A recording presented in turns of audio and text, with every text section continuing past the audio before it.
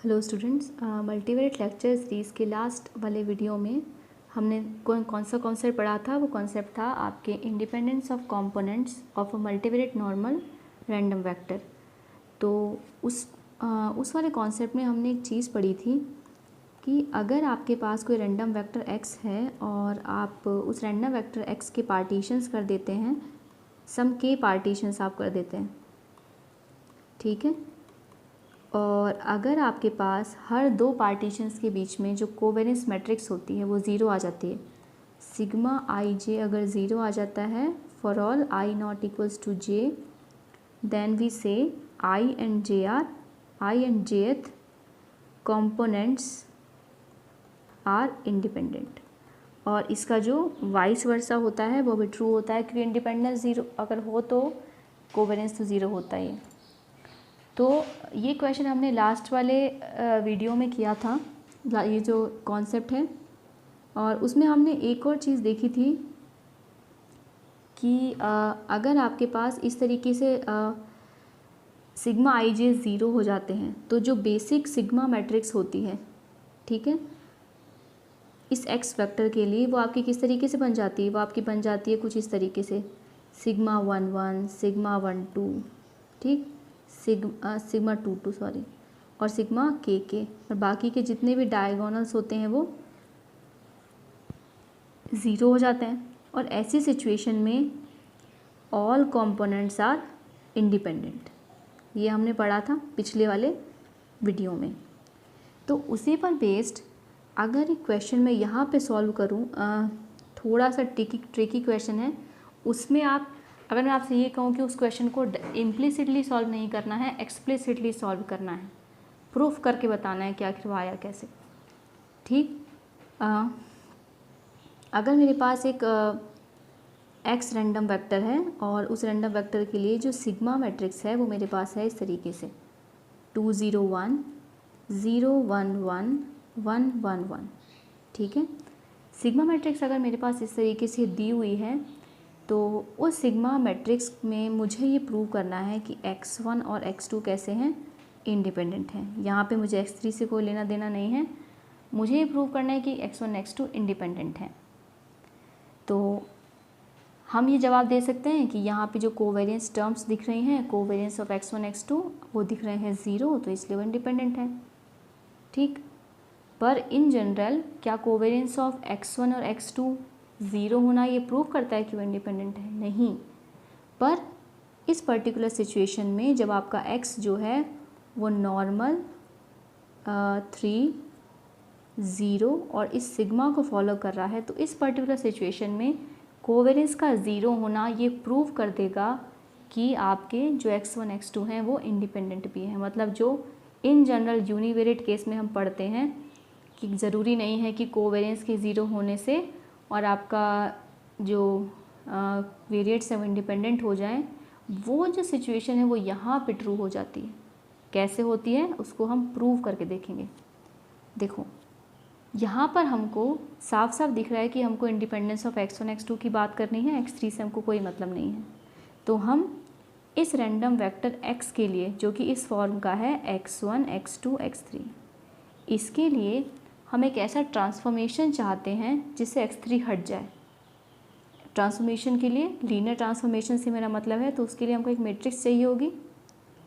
तो जब इस मैट्रिक्स C को इस वेक्टर x से मल्टीप्लाई किया जाएगा, एक नया वेक्टर जनरेट होगा y, और सिंस मुझे x1 x2 से ही मतलब है तो मुझे ऐसा वेक्टर चाहिए जो ये 2 क्रॉस 1 बने, ठीक है। तो अगर मैं C मैट्रिक्स इस टाइप से ले लूँ, ठीक, तो आपका जो नया वेक्टर जनरेट होगा वो आपके पास होगा x1 x2, ये बात तो ठीक है। ये जो x1 x2 आपके पास नया वेक्टर जनरेट होगा, इसको हम बोल देते हैं y वेक्टर। इस y वेक्टर के लिए अगर मुझे इंडिपेंडेंसी देखनी है केवल, तो मुझे मीन वेक्टर से कोई मतलब नहीं है y के, simply variance covariance matrix of y देखिए। तो वेरिएंस ऑफ y जो आपके पास आएगा वो आपके पास आ जाता है सिग्मा C ट्रांसपोज। किसी को डाउट है कि ये कैसे आया तो उसके लिए मेरे पिछले वीडियोस देखिए, उसमें मैंने बताया है कि लीनियर कॉम्बिनेशन के लिए आपका जो वेरिएंस कोवेरिएंस मैट्रिक्स है वो कैसे फाइंड की जाती है। तो सी सिग्मा सी ट्रांसपोज आया है। उसके बाद में हम देखेंगे इसका जब आप मल्टीप्लाई करेंगे तो आपके पास आ जाता है 2001। अब सिंपली आपके पास अगर इस रैंडम वेक्टर y के लिए, ध्यान से देखिए, इस रैंडम वेक्टर y के लिए मेरे पास वेरिएंस कोवेरिएंस मैट्रिक्स आ गई ये वाली, तो डायरेक्टली मैं कह सकती हूँ यहाँ पे, और इस वाले रिज़ल्ट का मैंने प्रूफ भी करवाया है जस्ट इससे लास्ट वाले वीडियो में, एकदम वीडियो के एंड में, जब हम किसी वेक्टर को 2 कंपोनेंट्स में डिवाइड कर देते हैं और उनकी डायगोनल मैट्रिक्स कुछ इस टाइप से बन जाती है, सिग्मा 1 1 सिग्मा 1 2 2 और ये 0 0 आ जाता है। तो इस सिचुएशन में जो एक्स दोनों कंपोनेंट्स होते हैं उनके जो पीडीएफ होते हैं वो स्प्लिट हो जाते हैं, जॉइंट पीडीएफ स्प्लिट हो जाते हैं, इसी वजह से वो इंडिपेंडेंस बन पाती है। ठीक है, तो इससे जस्ट वाले पिछले वीडियो को देखिए, उसमें लास्ट में इस टाइप के जो इस रिज़ल्ट को प्रूफ किया गया है 2 कंपोनेंट्स के लिए। तो यहाँ पे साफ साफ दिख रहा है वेरिएंस कोवेरिएंस मैट्रिक्स है वो आपकी इसी फॉर्म में आ चुकी है।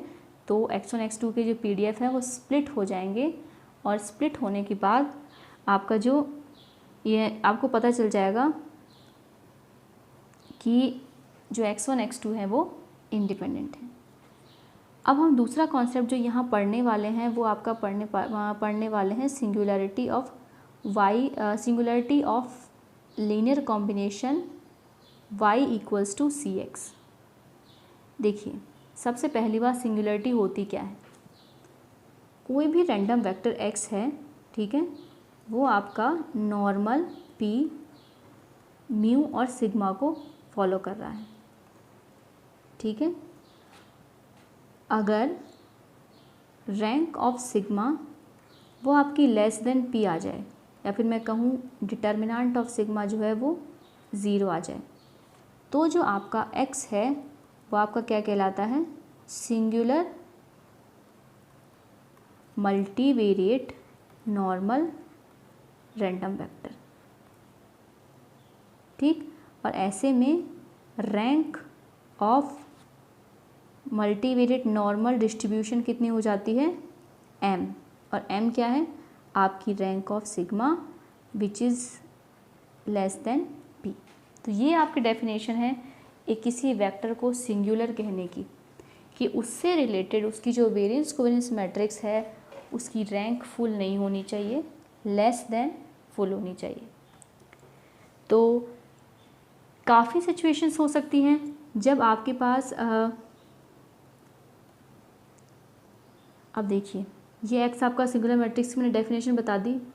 अब हम कुछ इंटरप्रिटेशंस करेंगे एक linear combination y equals to C X इसके ऊपर, कि जब y equals to C X हम एक नया रैंडम वेक्टर जनरेट करते हैं तो x की सिंगुलरिटी के बेसिस पर हम y की सिंगुलरिटी के बारे में क्या कह सकते हैं। ठीक है, तो इसके लिए हमको क्या करना पड़ेगा, बहुत सारी सिचुएशन देखनी पड़ेंगी कि आखिर ये जो y है, ठीक है, इसकी वेरिएंस कोवेरिएंस मैट्रिक्स क्या है, ये जो c है, ठीक है, उसकी रैंक क्या है, इसका ऑर्डर क्या है, और क्या जो ये x है इसके लिए जो सिग्मा मैट्रिक्स बनती है वो फुल रैंक है या नहीं है। तो उसके बेसिस पे मैंने बहुत सारी सिचुएशन यहाँ पे टेबलेटेड फॉर्म में रखी हैं। तो मैंने क्या लिखा है, about singularity of y q cross 1 vector where c is a q cross p matrix and x is p cross 1 vector. तो यहाँ जो x है वो आपका mu sigma p cross p को फॉलो कर रहा है। तो ये टोटल 8 सिचुएशंस मेरे पास बनती हैं। इन 8 सिचुएशंस में से कौन से सिचुएशंस होंगी जिनके लिए हमको इस पर्टिकुलर y का सिंगुलर डिस्ट्रीब्यूशन मिलेगा या फिर नॉन सिंगुलर डिस्ट्रीब्यूशन मिलेगा। तो 4 सिचुएशन शुरू की आपके पास क्या है, जब आपका रैंक ऑफ सिग्मा p होता है, जब ये जो c मैट्रिक्स है इसके लिए q ग्रेटर देन p होता है या लेस देन p होता है उसकी बेसिस पे ये वाली, और जब c की जो रैंक है क्या वो फुल रैंक होती है या फुल रैंक से कम होती है। तो उन सब चीज़ों पे हम यहाँ पे बात करेंगे। तो एक एक करके सबसे पहले सिचुएशंस को लेते हैं कि जब रैंक ऑफ सिग्मा जो है वो आपकी P है और Q is greater then P है और रैंक ऑफ C फुल नहीं है। ठीक है, तो चलो पहली वाली जो सिचुएशन है उसको हम लेते हैं। देखो,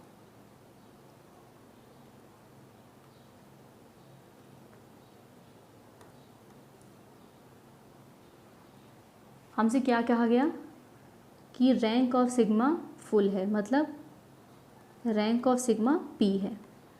दूसरी बात, Q जो है वो आपका ग्रेटर देन P है और रैंक ऑफ C जो है वो आपके पास, या C को पहले ढंग से लिखो Q क्रॉस P, क्योंकि Q क्रॉस P ऑर्डर की है और रैंक ऑफ C आपके पास फुल नहीं है। पहली सिचुएशन में आपको दिया गया है कि जो रैंक ऑफ C है वो आपके पास फुल नहीं है, Q ग्रेटर देन P है और रैंक ऑफ सिग्मा आपका P है।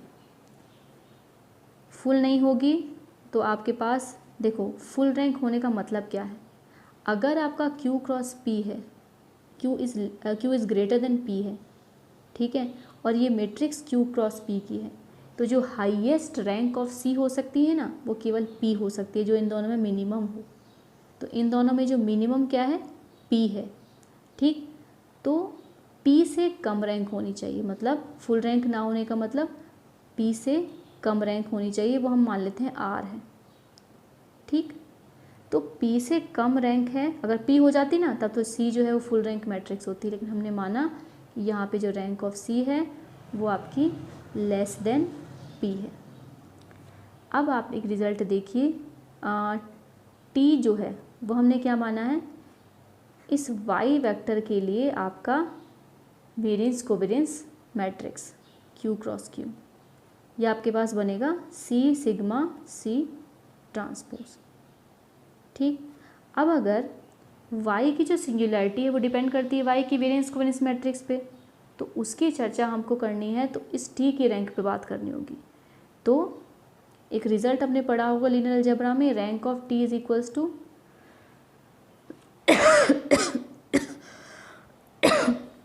Rank of T is less than equals to minimum of rank of T and rank of minimum of rank of C, rank of sigma and rank of C transpose. Now rank of C आपके पास कुछ R है जो P से छोटा है, sigma की rank यहाँ P है। रैंक ऑफ सिग्मा ट्रांसपोज के बारे में चर्चा करने की ज़रूरत नहीं है, क्योंकि रैंक ऑफ C और रैंक ऑफ सिग्मा ट्रांसपोज बराबर, C ट्रांसपोज बराबर होता है। ठीक, अब यहाँ पे R और P में से छोटा कौन है, ऑफ कोर्स R है, तो जो रैंक ऑफ T है वो आपके पास कितनी आ गई, R आ गई। ठीक है, अभी जो R है वो P से कम है और जो P है वो आपका Q से भी छोटा है। तो फाइनली जो रैंक ऑफ T है वो Q से छोटी आ रही है, जबकि अगर इस Y को सिंगुलर नॉन सिंगुलर होना था तो रैंक ऑफ T को Q होना था, पर ये Q से कम आई है। तो इस सिचुएशन में, पहली सिचुएशन में जो आपका Y है वो कैसा डिस्ट्रीब्यूशन फॉलो करेगा, सिंगुलर डिस्ट्रीब्यूशन फॉलो करेगा। तो यहाँ आपका आ गया सिंगुलर डिस्ट्रीब्यूशन। ठीक, दूसरी सिचुएशन पे पढ़ते हैं, जब आपकी रैंक ऑफ C फुल है। ये दोनों चीज़ें सेम है, बस रैंक ऑफ C फुल है। तो रैंक ऑफ C फुल है तो थोड़े बहुत चेंजेस हमको करने पड़ेंगे। ये तो यहाँ पे चेंजेस हो जाएंगे,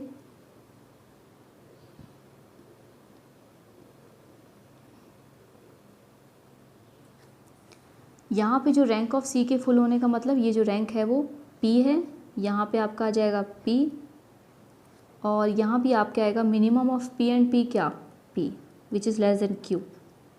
ठीक, तो अगेन रैंक ऑफ T आपकी लेस देन Q आ रही है, लेस देन Q आ रही है, तो मतलब अगेन जो T है वो सिंगुलर ही आ रहा है। तो सेकंड सिचुएशन में भी आपका जो रैंक ऑफ C अगर फुल भी हो जाता है, ठीक है, तो आपका जो Y का डिस्ट्रीब्यूशन है वो आपका कैसा आता है, सिंगुलर आता है। अब नेक्स्ट पे बढ़ते हैं, जब आपका रैंक ऑफ सिग्मा p है और q less than equals to p है और रैंक ऑफ c फुल नहीं है।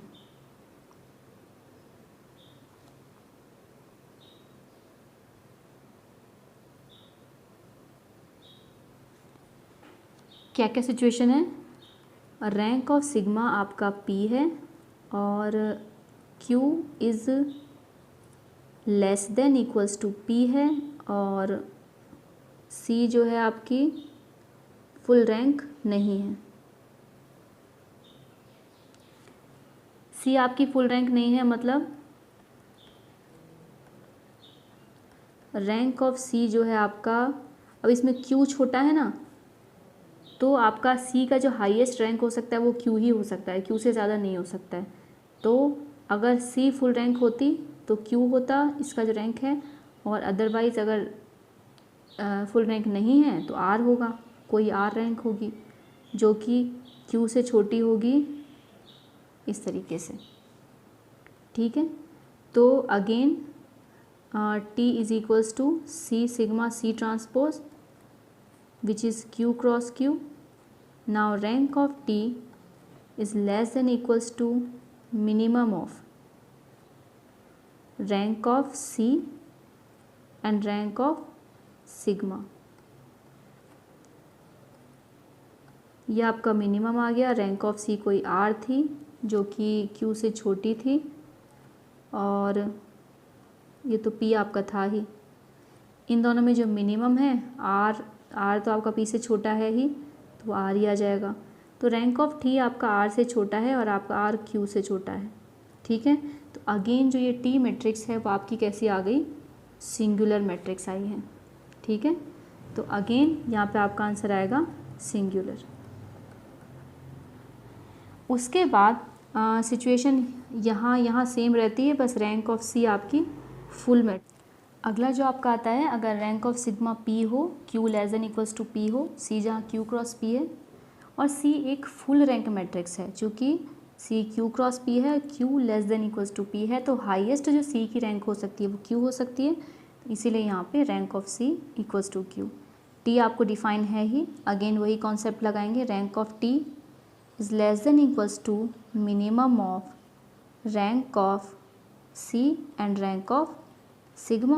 c ट्रांसपोज को हमने अवॉइड कर दिया क्योंकि रैंक सेम रहती है।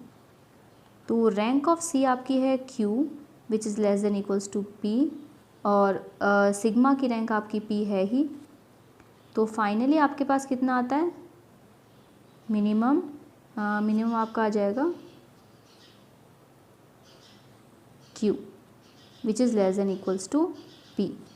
तो रैंक ऑफ t जो आ रही है वो आपके पास आ रही है लेस देन और equals, rank of t is less than equals to q which is, ये आपके पास आ रही है less than equals to p। अब यहाँ पे देखो एक सिचुएशन है यहाँ पे कि जो रैंक ऑफ t है, देखो एक रैंक ऑफ t है वो आपकी less than equals to q less than equals to p है। हाईएस्ट रैंक अगर ये मैट्रिक्स ही q क्रॉस q की है, ठीक, ये मैट्रिक्स ही अगर q क्रॉस q की है आपके पास यहाँ पे, तो ये एक फुल रैंक मैट्रिक्स होने के लिए इसको t की जो रैंक है वो क्या चाहिए? q चाहिए। और इस सिचुएशन में रैंक ऑफ t q ही रहेगी। ऐसा क्यों? देखो एक कॉन्सेप्ट है लीनियर अलजेब्रा का, सिग्मा अगर एक फुल रैंक मैट्रिक्स है, नहीं सॉरी ऐसा नहीं लिखो, कोई भी एक मैट्रिक्स है A है, उसकी रैंक हमको पता नहीं है, ठीक है, वो फुल रैंक भी हो सकती है या उससे कम भी हो सकती है। और हमने जो दो मैट्रिक्स मल्टीप्लाई किए हैं B और B ट्रांसपोज, ठीक, वो जो दो मैट्रिसेस हैं उनका मैंने पोस्ट और प्री मल्टीप्लाई कर दिया।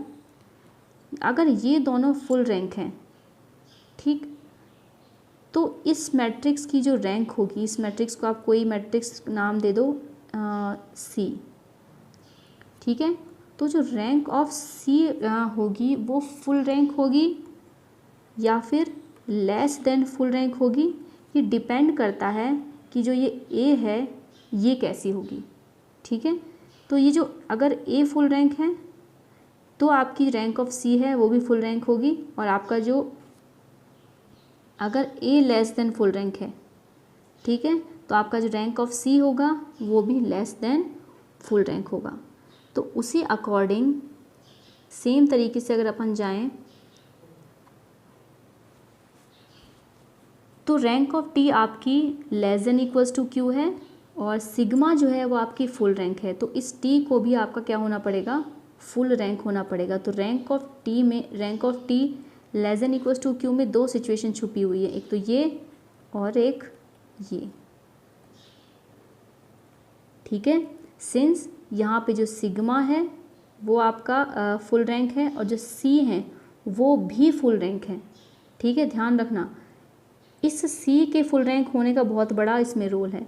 ये जो सी फुल रैंक है ना, इसी वजह से हम ये रिजल्ट लगा पा रहे हैं कि जो अगर ये अगर फुल रैंक हुआ तो ये भी फुल रैंक होगा, ठीक है। तो इस सिचुएशन में ये वाली जो पार्ट है ये कट जाएगा, तो रैंक ऑफ टी आपकी क्यू ही आएगी। ध्यान रखो यहाँ मैं क्या चीज़ हाईलाइट करना चाह रही हूँ, मैं हाईलाइट करना चाह रही हूँ कि यहाँ ये चीज़ इंपॉर्टेंट है कि रैंक ऑफ सी आपकी जो है वो क्यू है, फुल रैंक है। इसके रैंक पे मैं इतना जोर नहीं डाल रही हूँ, यहाँ पे मेन मुद्दा है कि rank of C is equals to Q है। उसी वजह से हम ये वाला रिजल्ट है वो लगा पाए थे डायरेक्टली। तो यहाँ पे रैंक ऑफ टी जो है वो आपकी क्यू आई है, तो आपका जो डिस्ट्रीब्यूशन आएगा वो कैसा आएगा, नॉन सिंगुलर डिस्ट्रीब्यूशन आएगा। तो पहली बार आपको नॉन सिंगुलर डिस्ट्रीब्यूशन मिला है, वो किस सिचुएशन में मिला है, जब रैंक ऑफ सिग्मा पी थी, Q less than equals to P था और रैंक ऑफ सी फुल थी। अब ज़रा उन केसेस पे भी बढ़ते हैं जहाँ पे रैंक ऑफ सिग्मा जो है वो लेस देन पी आया है, ठीक है। सिग्मा की रैंक पी से कम हो गई है और क्यू ग्रेटर देन पी है।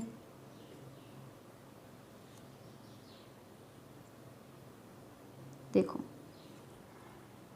रैंक ऑफ सिग्मा अगर मेरे पास आर है, कुछ भी आर है, और ये पी से कम है, ठीक। तो इस सिचुएशन में पहला केस आपके पास है जब an Q is greater than P है, जहाँ सी क्यू क्रॉस पी है, और रैंक ऑफ सी जो है वो आपकी फुल नहीं है। नेक्स्ट सिचुएशन आपको यही वाली टेस्ट करनी है जब रैंक ऑफ सी फुल नहीं है।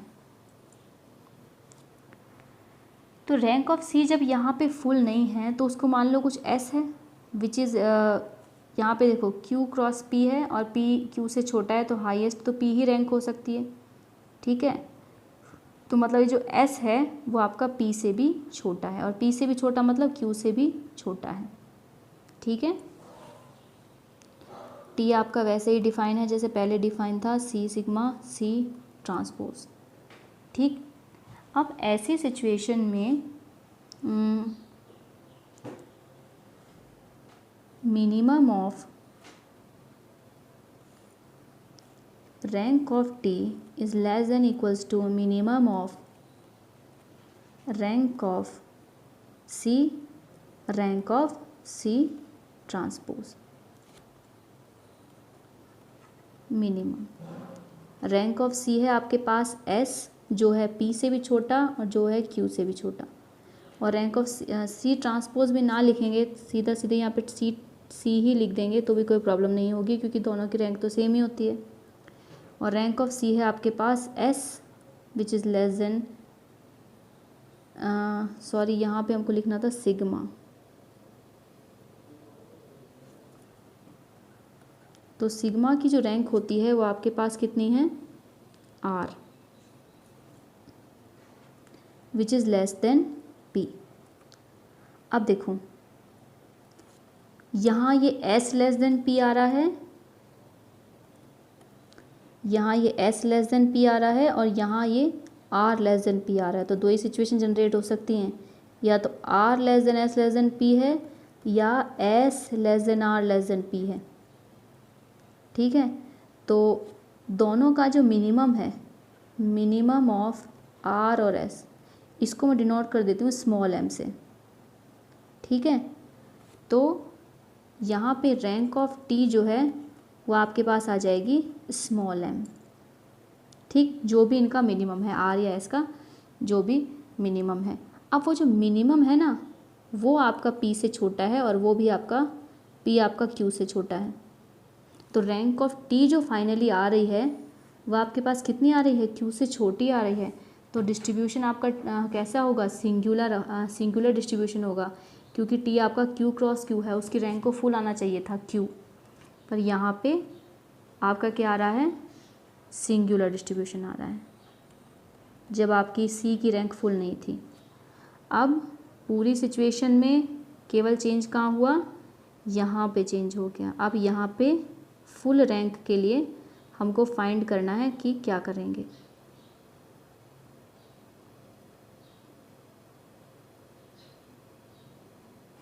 देखो, रैंक ऑफ सी अगर फुल है, ठीक है, तो फुल रैंक मतलब रैंक ऑफ सी पी है, और यहाँ पे आता है रैंक ऑफ सी और रैंक ऑफ सिग्मा। तो यहाँ पे तो P और यहाँ R which is less than P, तो मिनिमम आपके पास कितना आ गया, आपके पास मिनिमम आ गया R। अब रैंक ऑफ T आपके पास बच्चा आ गई है R which is less than equals to P, sorry R which is less than P which is less than Q। Again your rank T is less than Q। वापस अगर Q से कम आ गई है rank, तो अगेन जो distribution है वो singular ही आ रहा है। ठीक, तो मोस्ट ऑफ द टाइम आपके जो डिस्ट्रीब्यूशन है वो सिंगुलर आते हैं। अब उसके बाद आपकी सिचुएशन में क्या चेंज हुआ, Q is less than P हो गया, फिर आपको रैंक ऑफ C। तो अगली आपकी जो सिचुएशन है वो आपकी क्या है कि रैंक ऑफ सिग्मा जो है वो लेस देन P है, Q less than equals to P है, rank of C full rank matrix नहीं है। तो रैंक ऑफ सिग्मा आपका आ गया some R less than P और Q is less than equals to P, C is some matrix Q cross P, और जो रैंक ऑफ C है वो आपके पास फुल नहीं है, तो मतलब कोई ना कोई रैंक S है जो आपके Q से छोटा है और Q आपका P से छोटा है। तो T आपका ऑलरेडी डिफाइन है, C sigma C transpose T जो है वो आपका Q क्रॉस Q मैट्रिक्स है। Now rank of T is less than equals to minimum of rank of C and rank of sigma. C transpose को लिखने की ज़रूरत नहीं थी। अब रैंक ऑफ C आपके पास है S less than Q less than P, और रैंक ऑफ सिग्मा जो है आपके पास है R लेस देन P। अब देखिए हमारे पास कुछ सिचुएशन जनरेट होती हैं, उसी अकॉर्डिंग इनके रिजल्ट्स आएंगे। सबसे पहले मैं minimum of R and S को लिख देना चाहती हूँ M। अब देखो, अगर आपका जो R है वो Q से ग्रेटर है, ठीक है, ये जो R है वो आपका Q से ग्रेटर है, तो जो S हुआ वो आपके R से छोटा ही हुआ, तो उस सिचुएशन में आपके पास मिनिमम आ जाएगा S, ठीक है, और S तो लेस देन Q है ऑलरेडी, तो आपका सिंगुलर डिस्ट्रीब्यूशन आएगा। और अगर सेकंड सिचुएशन है कि जो R है वो लेस देन Q हुआ, तो R अगर आपका लेस देन Q है तो R या तो S से बड़ा है या S से छोटा है, तो उस सिचुएशन में जो मिनिमम आएगा वो आएगा M। तो M जो भी होगा वो Q से छोटा होगा, उस सिचुएशन में भी जो डिस्ट्रीब्यूशन आएगा वो सिंगुलर आएगा। और अगर R और Q इक्वल हैं, ठीक है, R और आपका Q इक्वल हैं, तब तो S आ जाएगा आपके पास which is less than Q, उस सिचुएशन में भी सिंगुलर आएगा। तो इस पूरी सिचुएशन में जो डिस्ट्रीब्यूशन ऑफ Y आ रहा है वो एक सिंगुलर डिस्ट्रीब्यूशन आ रहा है, ठीक है।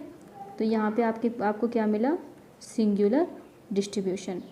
अब आपके पास लास्ट सिचुएशन बचती है कि जब आपका रैंक ऑफ सिग्मा P हो लेस देन P हो, Q लेस देन P हो, और रैंक ऑफ C है वो फुल रैंक हो। तो कहाँ कहाँ चेंजेस होंगे, यहाँ पे चेंजेस, पहला चेंज यहाँ होगा,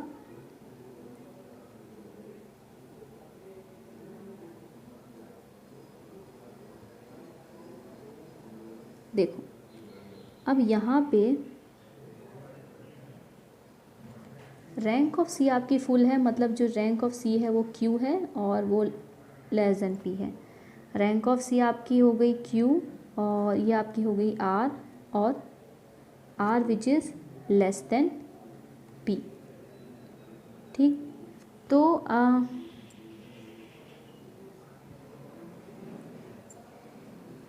Q less than equals to P. अब देखिए यहाँ पे क्या क्या सिचुएशंस बन सकती हैं।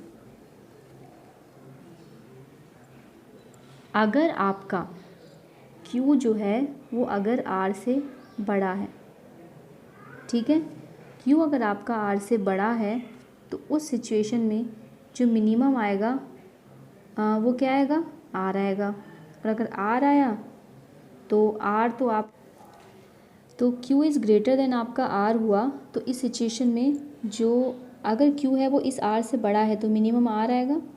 और अगर मिनिमम आपके पास R आया है और आपको पता है, देखो R है वो आपका Q से छोटा है, Q है वो आपका P से छोटा है, तो फाइनली आपके पास यहाँ पे क्या आता है,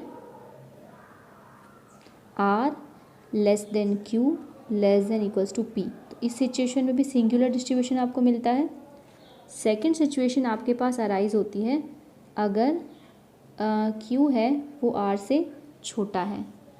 तो अगर Q R से छोटा है, ठीक है, और आपको ये भी पता है कि Q जो है वो less than equals to P भी है। अब Q आपका R से छोटा है और Q less than equals to P भी है और R लेस देन P है, तो कौन सी सिचुएशन बनेगी, Q is less than R is less than equals to P। ठीक है, इक्वल भी नहीं आएगा बल्कि, क्योंकि R तो स्ट्रिक्टली लेस देन P है। तो Q R से छोटा है, लेस देन P, तो आपके पास यहाँ पे आता है Q और यहाँ पे आपका Q आ जाता है, तो आपका कौन सा बनता है, non singular distribution. Non singular, अगर आपका जो Q है वो आपके R से छोटा हो जाता है। उस सिचुएशन में थर्ड में देखिए, थर्ड में आपके पास आता है अगर Q और R बराबर हो जाते हैं, Q और R बराबर है तो फिर वापस से Q आया तो वापस से नॉन सिंगुलर आ जाएगा।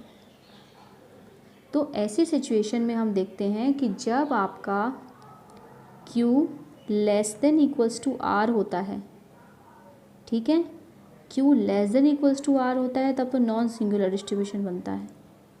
और आपके पास अगर Q जो है वो ग्रेटर देन R होता है तो आपके पास कैसा बनता है, सिंगुलर डिस्ट्रीब्यूशन बनता है। तो इस चीज़ को हाईलाइट कर लो कि जब Q less than equals to R होता है तो नॉन सिंगुलर बनता है और Q अगर ग्रेटर देन R होता है तो सिंगुलर डिस्ट्रीब्यूशन बनता है। तो यहाँ पे टेबल में आप क्या लिखेंगे कि इस सिचुएशन में Q अगर ग्रेटर देन R हुआ तो आपके पास क्या बना, सिंगुलर डिस्ट्रीब्यूशन। और अगर Q less than equals to R हुआ तो आपके पास क्या बना, non singular distribution. Where R क्या है यहाँ पे, rank of sigma equals to R। ठीक है, तो इस पूरी टेबल से जिस रिज़ल्ट को मैं एस्टैब्लिश करना चाह रही थी वो क्या थे, देखो हमको नॉन सिंगुलर डिस्ट्रीब्यूशन केवल कब मिलता है, देखो जब आपके पास रैंक ऑफ सिग्मा P हो तो आपको नॉन सिंगुलर डिस्ट्रीब्यूशन केवल कब मिलते हैं, आपको नॉन सिंगुलर डिस्ट्रीब्यूशन केवल तब मिलते हैं जब आपका Q less than equals to P हो और रैंक ऑफ C फुल हो। ठीक, उसी सिचुएशन में आपको नॉन सिंगुलर डिस्ट्रीब्यूशन मिलते हैं। तो पहला रिज़ल्ट आप क्या लिखेंगे, रिज़ल्ट 1। रिज़ल्ट 1 आपसे क्या कहता है, if X follows normal P mu sigma P cross P and rank of sigma equals to P, full rank. ठीक, then for Q less than equals to P, Y equals to CX, follow normal Q, C mu C sigma C transpose, where C is Q cross P, C is a Q cross P full rank matrix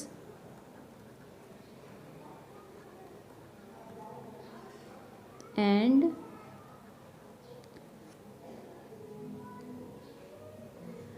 where C is a Q cross P full rank matrix, then Y is non-singular multivariate normal random vector। ठीक है, तो जब आपके पास, ध्यान रखो, in short अगर इस चीज़ को मैं लिखना चाहूँ तो मैं इसको इस तरीके से लिखूँगी कि अगर आपके x के लिए सिग्मा मैट्रिक्स का डिटर्मिनेंट, या फिर डिटर्मिनेंट की फॉर्म में नहीं, रैंक की फॉर्म में लिखो, अगर रैंक ऑफ सिग्मा, अगर आपके x वेक्टर के लिए रैंक ऑफ सिग्मा फुल है, ठीक, and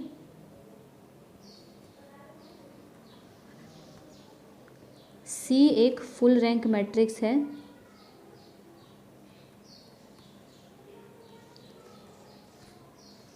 then Y equals to CX is non-singular। ये बात समझ में आई? यहाँ पे ध्यान देने वाली बात है कि अगर रैंक ऑफ सिग्मा फुल है और C अगर फुल रैंक मैट्रिक्स है तो Y इक्वल्स टू CX आपकी कैसी होगी? Non singular. अब जब ये वाला तो रिज़ल्ट आपके पास आ गया। दूसरा रिज़ल्ट आप किस तरीके से देख सकते हैं, देखो, जब जब Q ग्रेटर देन P होगा, ध्यान रखना, जब आपका ये Q जो है ना ग्रेटर देन P होगा तब हम आपको हमेशा हमेशा सिंगुलर डिस्ट्रीब्यूशन मिलते हैं। ये जो सिचुएशन मैं आपको बताना चाह रही थी, ये जो 4 सिचुएशन है ना जब Q ग्रेटर देन P होता है, ठीक है, उस सिचुएशन में आपको हमेशा ही सिंगुलर डिस्ट्रीब्यूशन मिलते हैं। तो फाइनली सारे मेहनत के बाद हमारे पास जो रिज़ल्ट्स आते हैं वो हैं इस तरीके से, ठीक है। अब ये जो रिज़ल्ट्स हैं इनके बेसिस पे हम आराम से देख सकते हैं, विजुलाइज कर सकते हैं कि केवल 2 ही सिचुएशन है जहां आपको नॉन सिंगुलर डिस्ट्रीब्यूशन मिला है। पहली सिचुएशन है यहाँ और दूसरी सिचुएशन है यहाँ सेकंड वाले में, ठीक। इन सिचुएशन में कॉमन क्या है जिसकी बेसिस पे हमको रिज़ल्ट निकाल सकें, जिसके बेसिस पे हमको स्टैंडर्ड रिज़ल्ट प्रोड्यूस कर सकें? दोनों में सबसे पहली चीज़ कॉमन है कि दोनों में Q less than equals to P है, इसमें भी और इसमें भी। यानी नॉन सिंगुलर डिस्ट्रीब्यूशन अगर आपको चाहिए अपने linear combination y equals to CX का, तो आपका Q लेस देन P तो होना बहुत ज़रूरी है, ठीक है। दूसरी चीज़ क्या है? दूसरी चीज़ ये है कि रैंक ऑफ C जो है उसका भी फुल होना बहुत ज़रूरी है। दूसरी चीज़ आपके पास आ गई, रैंक ऑफ C फुल होना बहुत ज़रूरी है, ठीक है। तो अपने रिज़ल्ट को हम लिखते हैं यहाँ पे, रिज़ल्ट। इस रिज़ल्ट को ध्यान से देखिएगा। देखिए बुक्स में जो लैंग्वेज दी हुई होती है वो बहुत टफ़ होती है उसको समझने के लिए, तो इन चीज़ों को प्लीज़ कॉपी में ज़रूर नोट कीजिएगा, अदरवाइज़ मुझे लगेगा कि मेरी जो मेहनत है सारी वो बेकार चली गई। तो आपका रिज़ल्ट क्या कहता है? नॉन सिंगुलर डिस्ट्रीब्यूशन के लिए अगर मैं कहूँ x follows normal p mu sigma P cross p where rank of sigma is equals to r which may be equal to p or less than p, ठीक, then y q cross 1 c q cross p p cross 1 will follow a non-singular distribution, non-singular multivariate normal distribution। वो multivariate normal distribution क्या? normal q mu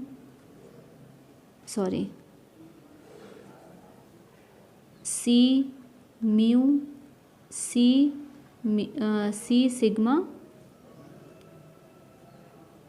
C transpose if Q is less than equals to P and rank of C is full। Full rank से यहाँ क्या मतलब है? Rank of C आपकी Q cross P की है और Q जो है वो आपका P से छोटा है, तो मैक्सिमम रैंक आपकी C की कितनी हो सकती है? वो हो सकती है Q। तो रैंक ऑफ C आपकी होनी चाहिए Q, ठीक है। और रैंक ऑफ C के Q होने के बाद आपका हो जाता है Q less than P, rank of C आपकी फुल होनी चाहिए and rank of sigma is equals to P और rank of sigma is equals to R with Q less than R less than P, ठीक है। तो इस तरीके से आपका जो ये रिज़ल्ट है वो कंप्लीट यहाँ पर हमारे पास आता है। अब इसके ऊपर बेस्ड जो है वो हम कई तो नहीं, एक क्वेश्चन यहाँ पे करते हैं। Let me search for the question.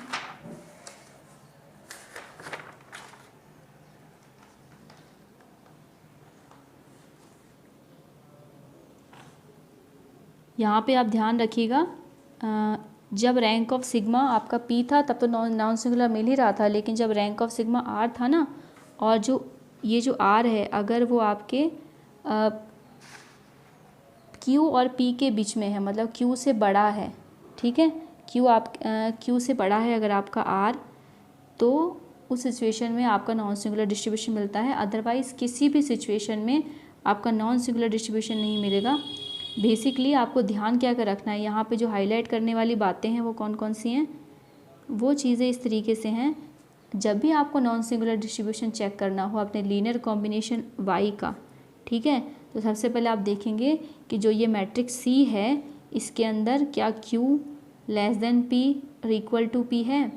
फिर दूसरा चीज़ चेक करेंगे इस C का जो रैंक है वो क्या है, ठीक है, वो क्या फुल है, ठीक। और इतनी चीज़ चेक होने के बाद उसके बाद चेक करेंगे क्या जो आपका जो x वेक्टर है इसमें जो ये सिग्मा दिया हुआ है, ठीक है, अगर इसकी रैंक फुल है तो कोई बात नहीं, नॉन सिंगुलर ही मिलेगा।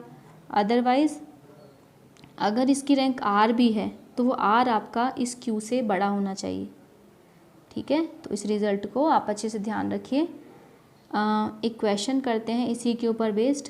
देखिए क्वेश्चन आपका क्या कहता है। क्वेश्चन आपका कहता है कि अगर x आपका एक वेक्टर है x1 x2 जो आपका फॉलो कर रहा है नॉर्मल म्यू और सिग्मा को, ठीक है, और आपका जो सिग्मा का जो डिटर्मिनेंट है वो भी ज़ीरो नहीं है, और x3 equals to minus 2x2, then which of the following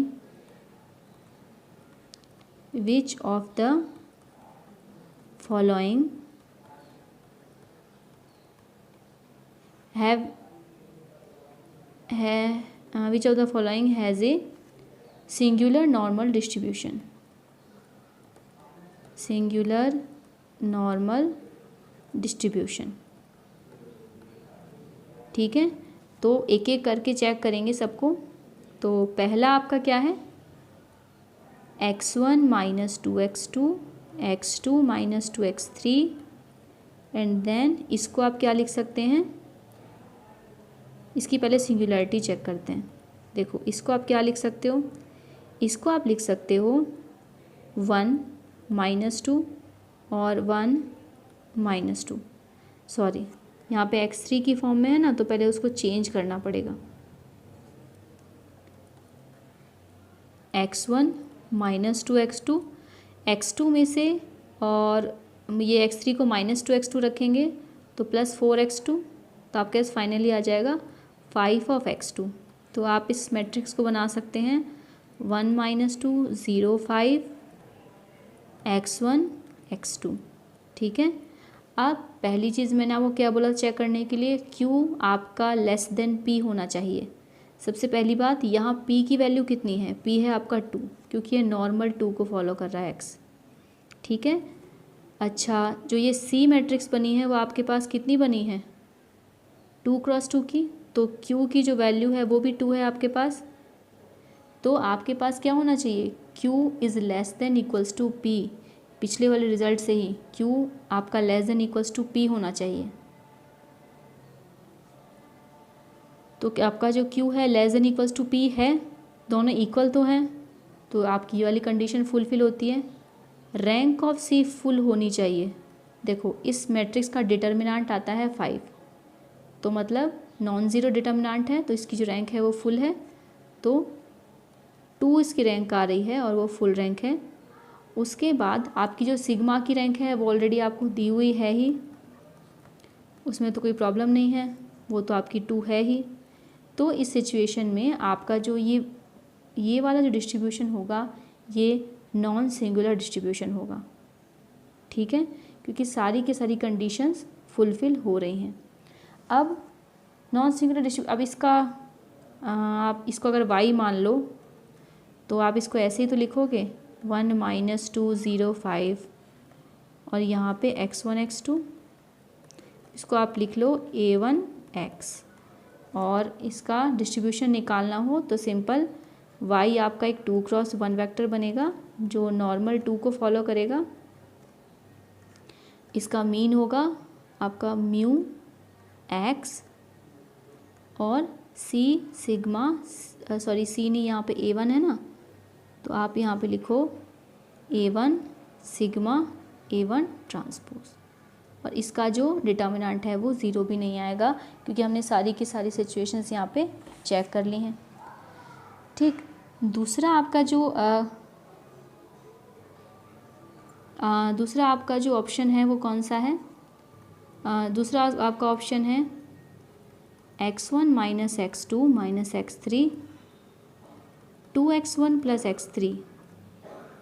ठीक, इसको आप क्या लिख सकते हैं, इसको आप लिख सकते हैं x1 माइनस x3 को माइनस ऑफ 2x2 लिखते हैं, तो प्लस ऑफ 2x2 हो जाएगा, तो x1 प्लस x2, और 2x1 माइनस 2x2, और आपके पास आ गया 1 1 2 माइनस 2 x।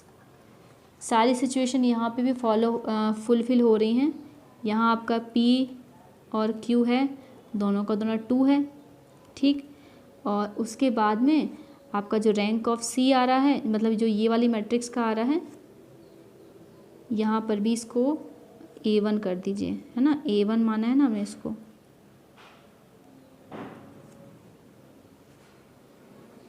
तो यहाँ पर भी रैंक ऑफ a2 जो है वो आपकी फुल आ रही है, आप डिटर्मिनेंट निकाल के देखिए, -2 -2 -4 नॉन ज़ीरो, तो फुल रैंक आ रहा है, ठीक है।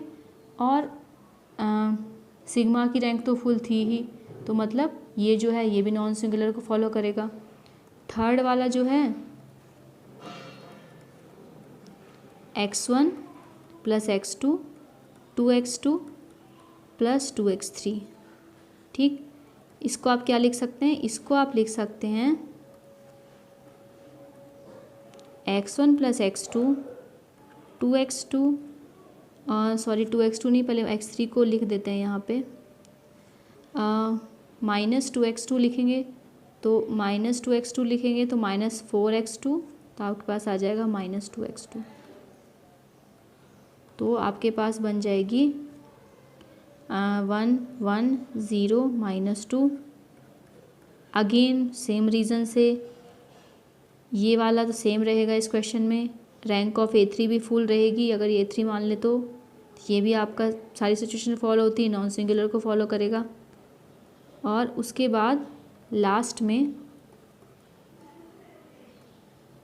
x1 + x2 + x3 x1 + x2, तो इसको आप क्या लिखेंगे, इसको आप लिखेंगे